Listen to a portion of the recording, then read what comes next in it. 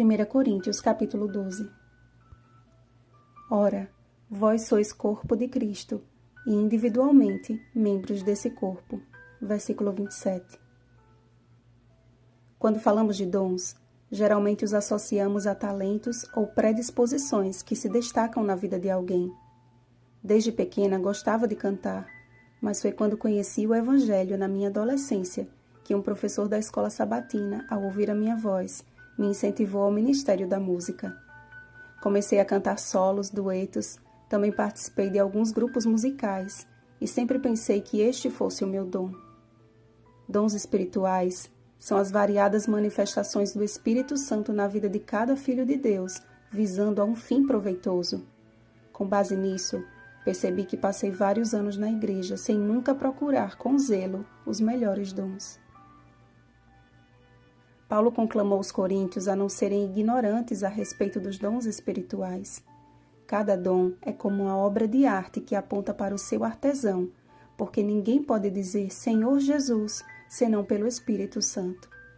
Cada um desempenha um papel fundamental no avanço da obra de Deus e deve ser recebido como uma dádiva do Espírito.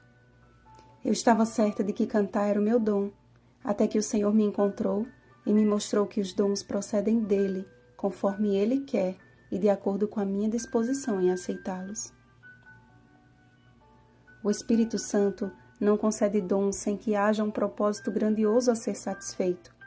A capacitação do alto recai sobre todo aquele que se dispõe a aceitar os planos de Deus, independente de honras ou sofrimentos. A Igreja de Deus é comparada a um corpo, o corpo de Cristo. Isso indica que, sendo corpo, os membros precisam desempenhar a sua função, a fim de que o todo não sofra os reveses de um membro deficiente. Quando compreendi que o Espírito Santo estava me chamando para algo diferente e que jamais havia imaginado, por muitas vezes questionei a Deus e ainda hoje confesso diante dele a minha incapacidade. Mas o amor com que ele me buscou foi tão grande que o maior desejo de minha vida passou a ser retribuir esse amor, fazendo a sua vontade e quedando-me aos seus pés como um mero instrumento. Paulo aprendeu pela experiência de quem experimentara o amor de Jesus, que ser membro do corpo de Cristo requer renúncia, altruísmo, disposição e humildade. Cada um deve cooperar a fim de proporcionar aos demais a segurança de um corpo em perfeito funcionamento.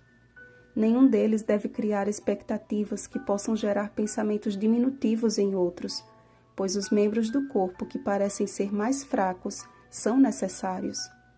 Notem que os órgãos vitais do corpo não são os membros que vemos, mas aqueles que não vemos. Nem todos são chamados para ser nariz, olho ou boca, mas ainda que não estejam em evidência, são imprescindíveis para que aqueles possam continuar existindo. Procurar com zelo os melhores dons não é igual a desenvolver o que eu sei fazer de melhor, mas confiar que o Espírito Santo fará em mim e através de mim o que ele sabe fazer de melhor. Não estou aqui desprezando e nem desmerecendo os talentos que também são presentes de Deus e que precisamos desenvolver, mas engrandecendo as coisas que, indubitavelmente, são reconhecidas como o poder de Deus na vida humana. Mas o maior dos dons e a força vital de cada um dos membros, um caminho sobremodo excelente, estudaremos amanhã. Continua.